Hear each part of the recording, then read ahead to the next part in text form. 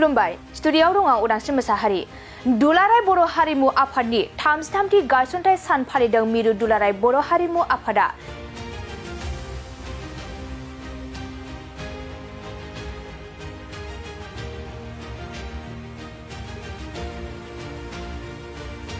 इं 1991 मायथाइनि 20 जुलाइ खालाराव गायसनजानाय दुलाराय बर' हारिमु आफादा दिनै आबुं 33 बोसोर जाफैबाय। बेजोंनो लोब्बा लाखिनानै दिनै क'क्राझार सोहोरनि बागानसालियाव थानाय मिरु दुलाराय बर' हारिमु आफादनि मावखुलियाव मोनसे जर'खा हाबाफारिनि गेजेरजों 33थि गायसनथाइ सानखौ फालिदों।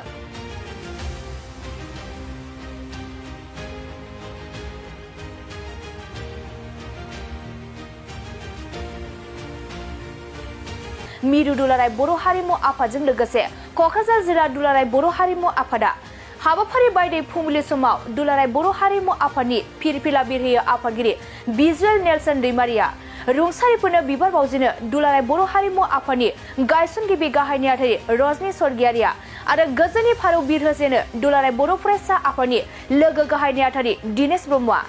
बेनि अनगायैबो दिनैनि बे 33थि गायसनथाइ सानजों लोब्बा लाखिनानै मोनसे जर'खा सावरायलायनाय हाबाफारिबो लायो दुलाराय बर' हारिमु आफादा। गिबियावनो खुलुमबाय। दिनै दुलाराय बर' हारिमु आफादनि 33थि बोसोरसालिया बे गायसनथि सान आरो बेखौ दिनै जोङो क'क्राझारनि नैबे दुलाराय बर' हारिमु आफादनि गाहाय मावख' बिनि लांगोनायाव लानाय जादों। बेखौ बानजायदों दुलाराय बर' हारिमु आफादजों लोगोसे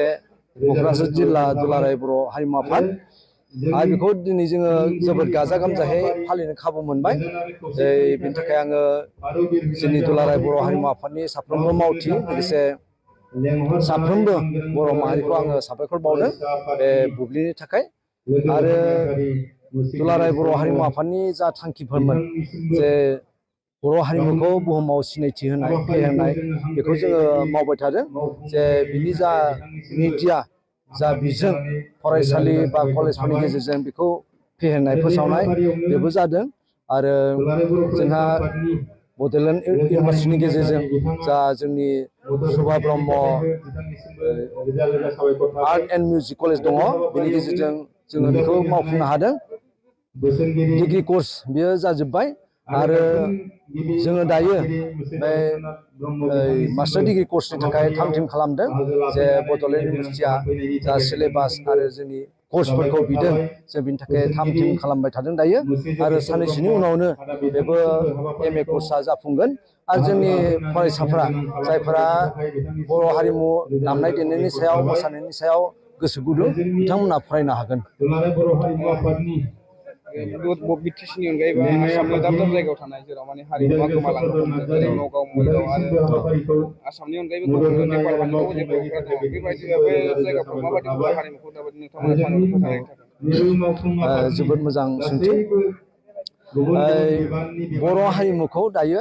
जोंनि बे बिटिआर बा आसामनि अनगायैबो जोङो गुबुन गुबुनावबो फोरोंनाय लोगोसे फोसावनायनि राहाखौ लादों। जे जोंनि बिटिआरनि अनगायै जोंनि बिटिआराव दायो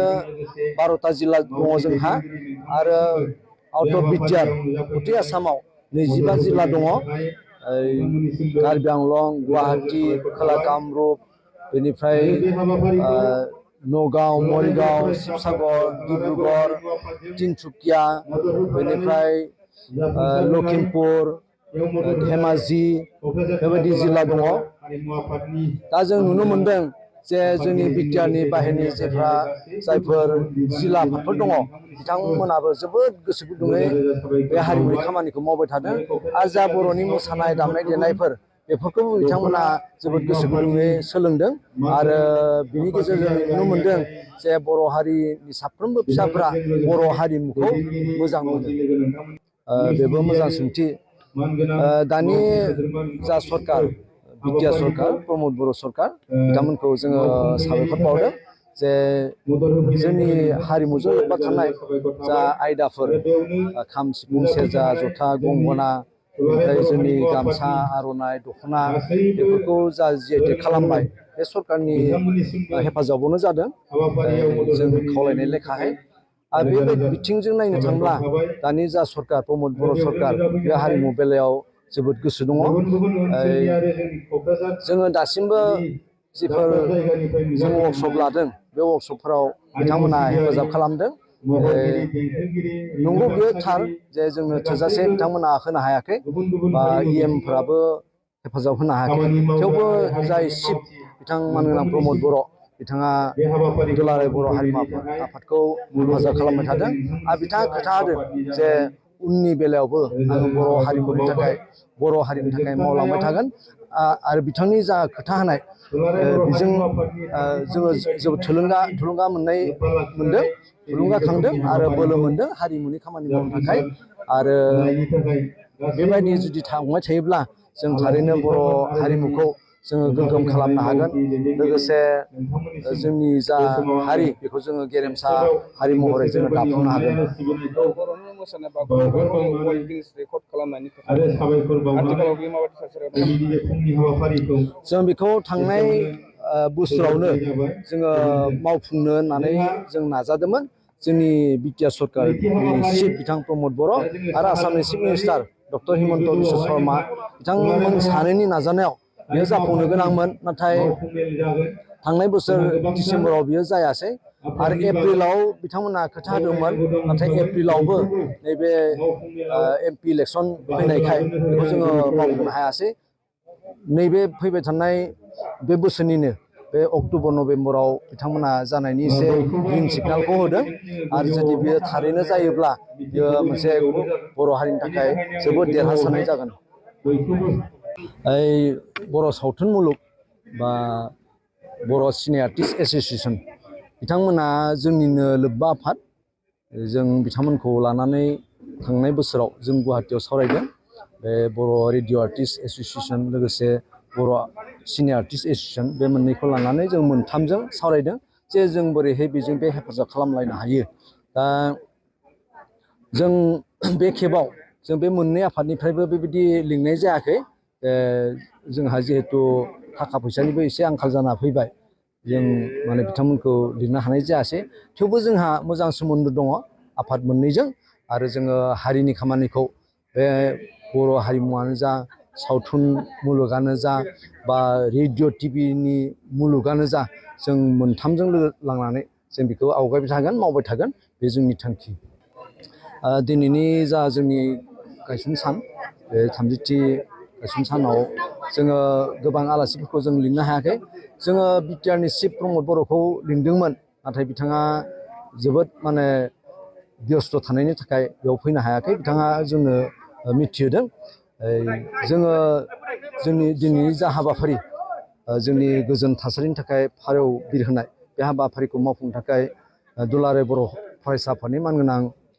लेङाइ गाहाय नेहाथारि बिथां दिनेश ब्रह्मखौ लिंदों आरो बिथाङा नुजाफैबाय बे हाबाफारिखौ मावबाय आरो गुबुन आफादनिफ्राय जोङो बेबायदि लिंनाय जायासै जों लिंदोंमोनब्लाबो बिथांमोना गावबा गाव बिबानाव मुखुब थानायनि थाखाय फैनो हायाखै जोङो मिथिहोदों आरो जोंनि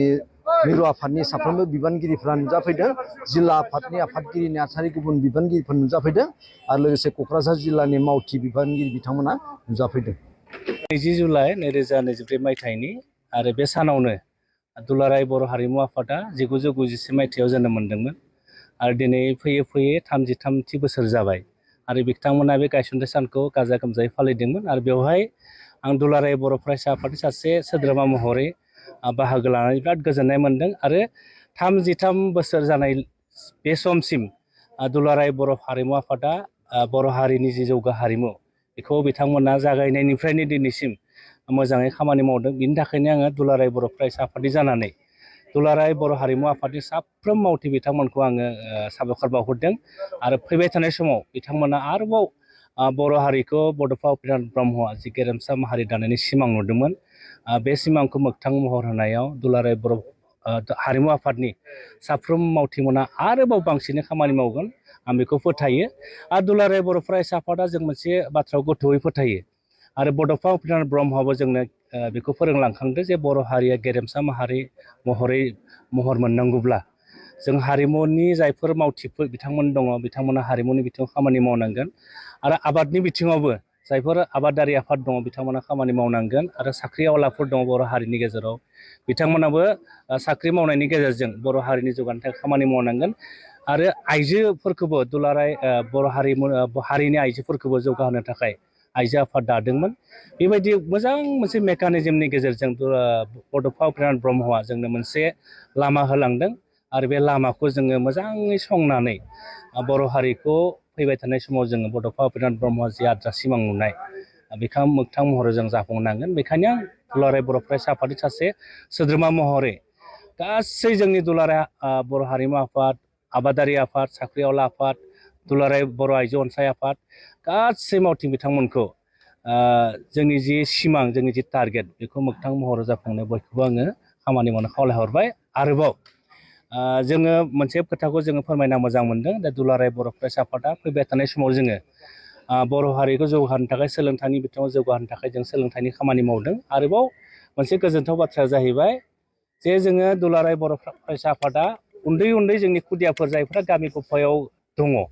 बिथांमोनाव बिराद मोनसे टेलेन्ट दङ आरो बे टेलेन्टखौ जोङो बाहेरायाव लाबोनो थाखायनो दुलाराय बर' फरायसा आफादा एबार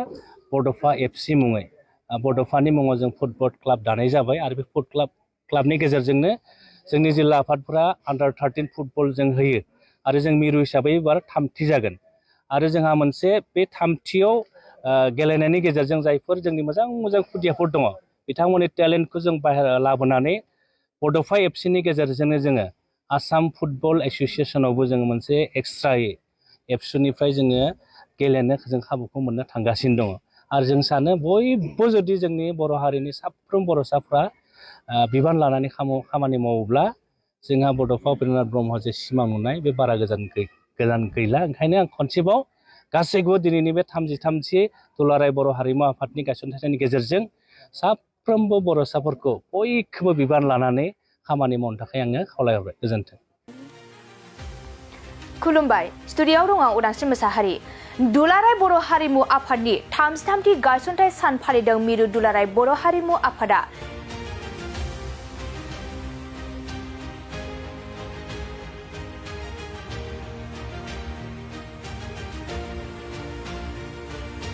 इं 1991 मायथाइनि 20 जुलाइ खालाराव गायसनजानाय दुलाराय बर' हारिमु आफादा दिनै आबुं 33 बोसोर जाफैबाय। बेजोंनो लोब्बा लाखिनानै दिनै क'क्राझार सोहोरनि बागानसालियाव थानाय मिरु दुलाराय बर' हारिमु आफादनि मावखुलियाव मोनसे जर'खा हाबाफारिनि गेजेरजों 33थि गायसनथाय सानखौ फालिदों।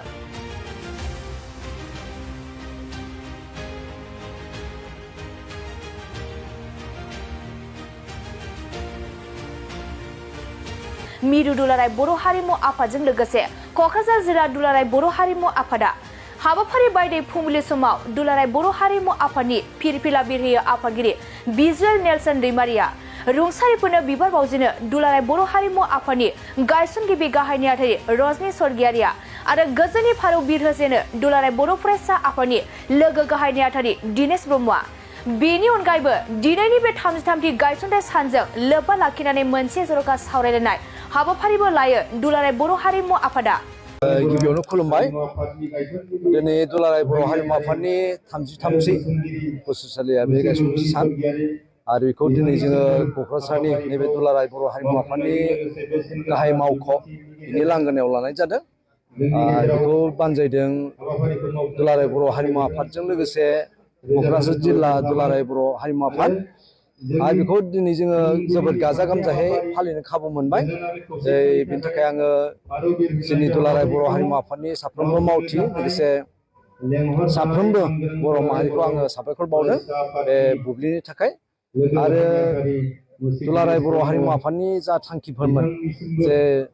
बर' हारिमुखौ बुहुमाव सिनायथि होनाय, फेहेरनाय बेखौ जोङो मावबाय थादों। जे बिनि जा मिडिया जा बिजों फरायसालि बा कलेजफोरनि गेजेरजों बेखौ फेहेरनाय फोसावनाय बेबो जादों। आरो जोंहा बड'लेण्ड इउनिभारसिटिनि गेजेरजों जा जोंनि Subha Brahma art and music college दङ बेनि गेजेरजों जोङो बेखौ मावफुंनो हादों। डिग्री कर्स बेयो जाजोब्बाय आरो जोङो दायो बे मास्टार डिग्री कर्सनि थाखाय थाम थिम खालामदों जे बड'लेण्ड इउनिभारसिटिया जा सिलेबास आरो जोंनि पस्टफोरखौ बिदों जों बिनि थाखाय थाम थिम खालामबाय थादों दायो आरो साननैसोनि उनावनो बेबो MA कर्सआ जाफुंगोन आरो जोंनि फरायसाफोरा जायफोरा बर' हारिमु दामनाय देनायनि सायाव मोसानायनि सायाव गोसो गुदुं बिथांमोना फरायनो हागोन। बिटिसिनि अनगायैबो आसामनि दाब दाब जायगायाव थानाय जेराव माने हारिमुवा गोमालांनो हमदों जेरै नगाव मरिगाव आरो आसामनि अनगायैबो गुबुन नेपाल हादराव जे बर'फोरा दङ बेबायदि बे जायगाफ्राव माबायदि बर' हारिमुखौ दाबायदि नोंथांमोना थांनानै फोथांनायनि थाखाय जोबोद मोजां सोंथि। बर' हारिमुखौ दायो जोंनि बे बिटिआर बा आसामनि अनगायैबो जोङो गुबुन गुबुनावबो फोरोंनाय लोगोसे फोसावनायनि राहाखौ लादों जे जोंनि बिटिआरनि अनगायै जोंनि बिटिआराव दायो 12टा जिल्ला दङ जोंहा आरो आउट अफ बिटिआर गथै आसामाव 25 जिल्ला दङ। कार्बि आंलं, गुवाहाटी, खोला कामरुप, बेनिफ्राय नगाव, मरिगाव, शिबसागर, डिब्रुगड़, तिनसुकिया, बेनिफ्राय लखिमपुर, धेमाजि बेबायदि जिल्ला दङ। दा जों नुनो मोनदों जे जोंनि बिटिआरनि बाहेरनि जायफोर जिल्ला आफादफोर दङ बिथांमोनाबो जोबोद गोसो गुदुङै बे हारिमुनि खामानिखौ मावबाय थादों आरो जा बर'नि मोसानाय दामनाय देनायफोर बेफोरखौबो बिथांमोना जोबोद गोसो गुदुङै सोलोंदों आरो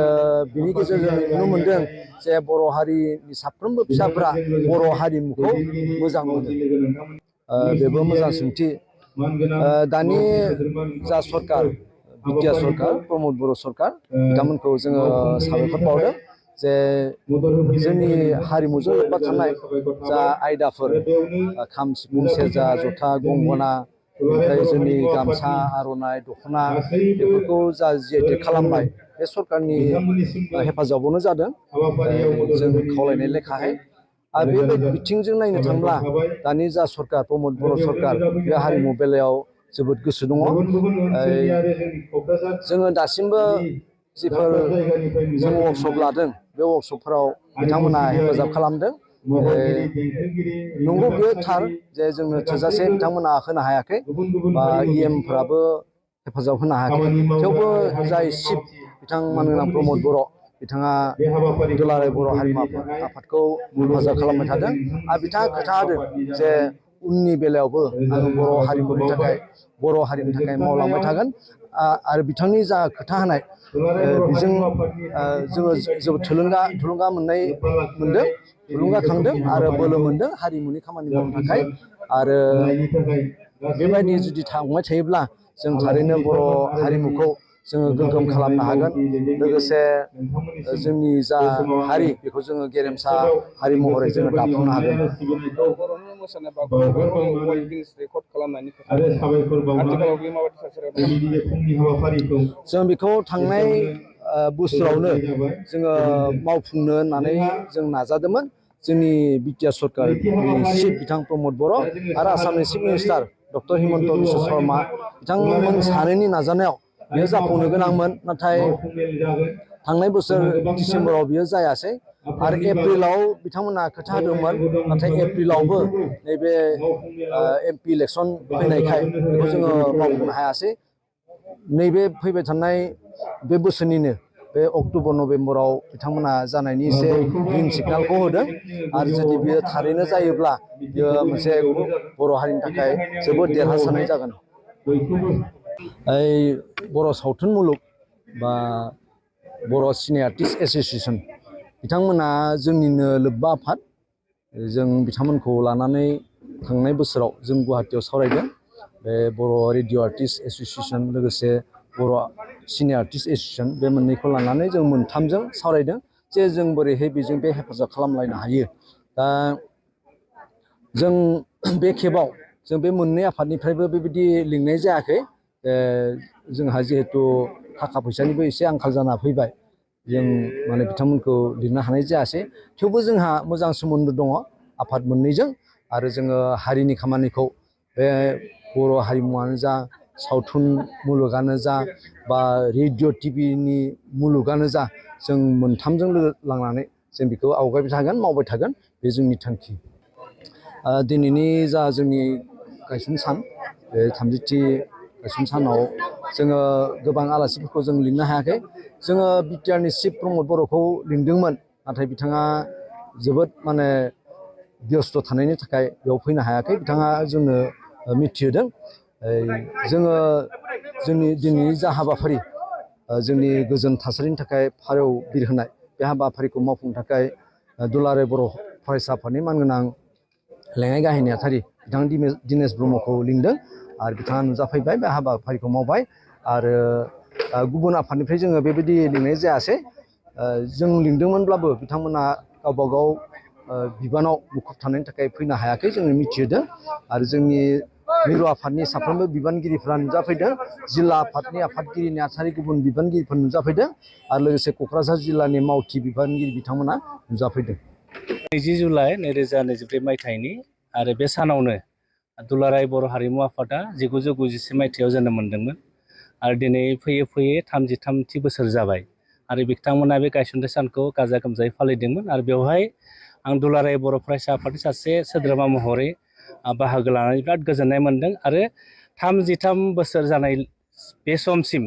दुलाराय बर' हारिमु आफादा बर' हारिनि जि जौगा हारिमु बेखौ बिथांमोना जागायनायनिफ्रायनो दिनैसिम मोजाङै खामानि मावदों बिनि थाखायनो आङो दुलाराय बर' फरायसा आफादनि जानानै दुलाराय बर' हारिमु आफादनि साफ्रोम मावथि बिथांमोनखौ आङो साबायखर बावहरदों आरो फैबाय थानाय समाव बिथांमोना आरोबाव बर' हारिखौ बड'फा उपेन्द्रनाथ ब्रह्मआ जि गेरेमसा माहारि दानायनि सिमां नुदोंमोन बे सिमांखौ मोगथां महर होनायाव दुलाराय बर' हारिमु आफादनि साफ्रोम मावथिमोना आरोबाव बांसिनै खामानि मावगोन आं बेखौ फोथायो आरो दुलाराय बर' फरायसा आफादा जों मोनसे बाथ्राखौ गोथौयै फोथायो आरो बड'फा उपेन्द्रनाथ ब्रह्मआबो जोंनो बेखौ फोरोंलांखांदों जे बर' हारिया गेरेमसा माहारि महरै महर मोननांगौब्ला जों हारिमुनि जायफोर मावथिफोर बिथांमोन दङ बिथांमोना हारिमुनि बिथिङाव खामानि मावनांगोन आरो आबादनि बिथिङावबो जायफोर आबादारि आफाद दङ बिथांमोना खामानि मावनांगोन आरो साख्रि आवलाफोर दङ बर' हारिनि गेजेराव बिथांमोनाबो साख्रि मावनायनि गेजेरजों बर' हारिनि जौगानायनि थाखाय खामानि मावनांगोन आरो आइजोफोरखौबो दुलाराय बर' हारिनि आइजोफोरखौबो जौगाहोनो थाखाय आइजो आफाद दादोंमोन बेबायदि मोजां मोनसे मेकानिजमनि गेजेरजों बड'फा उपेन्द्रनाथ ब्रह्मआ जोंनो मोनसे लामा होलांदों आरो बे लामाखौ जोङो मोजाङै संनानै बर' हारिखौ फैबाय थानाय समाव जोङो बड'फा उपेन्द्रनाथ ब्रह्मआ जि आद्रा सिमां नुनाय बेखौ मोगथां महरै जों जाफुंनांगोन बेखायनो आं दुलाराय बर' फरायसा आफादनि सासे सोद्रोमा महरै गासै जोंनि दुलाराय बर' हारिमु आफाद आबादारि आफाद साख्रि आवला आफाद दुलाराय बर' आइजो अनसाय आफाद गासै मावथि बिथांमोनखौ जोंनि जि सिमां जोंनि जि टारगेट बेखौ मोगथां महराव जाफुंनो बयखौबो आङो खामानि मावनो खावलायहरबाय आरोबाव जोङो मोनसे खोथाखौ जोङो फोरमायना मोजां मोनदों दा दुलाराय बर' फरायसा आफादा फैबाय थानाय समाव जोङो बर' हारिखौ जौगाहोनो थाखाय सोलोंथाइनि बिथिङाव जौगाहोनो थाखाय जों सोलोंथाइनि खामानि मावदों आरोबाव मोनसे गोजोनथाव बाथ्राया जाहैबाय जे जोङो दुलाराय बर' फरायसा आफादा उन्दै उन्दै जोंनि खुदियाफोर जायफोरा गामि गफायाव दङ बिथांमोनाव बिराद मोनसे टेलेन्ट दङ आरो बे टेलेन्टखौ जोङो बाहेरायाव लाबोनो थाखायनो दुलाराय बर' फरायसा आफादा एबार बड'फा FC मुङै बड'फानि मुङाव जों फुटबल क्लाब दानाय जाबाय आरो बे फुटबल क्लाबनि गेजेरजोंनो जोंनि जिल्ला आफादफोरा under-13 फुटबल जों होयो आरो जों मिरु हिसाबै एबार 3थि जागोन आरो जोंहा मोनसे बे 3थियाव गेलेनायनि गेजेरजों जायफोर जोंनि मोजां मोजां खुदियाफोर दङ बिथांमोननि टेलेन्टखौ जों बाहेरायाव लाबोनानै बड'फा FCनि गेजेरजोंनो जोङो आसाम फुटबल एस'सियेसनावबो जोङो मोनसे एक्सट्रायै एबसुनिफ्राय जोङो गेलेनो जों खाबुखौ मोननो थांगासिनो दङ आरो जों सानो बयबो जुदि जोंनि बर' हारिनि साफ्रोम बर'साफ्रा बिबान लानानै खामानि मावोब्ला जोंहा बड'फा उपेन्द्रनाथ ब्रह्मआ जे सिमां नुनाय बे बारा गोजान गैला ओंखायनो आं खनसेबाव गासैबो दिनैनि बे 33थि दुलाराय बर' हारिमु आफादनि गायसनथायनि गेजेरजों साफ्रोमबो बर'साफोरखौ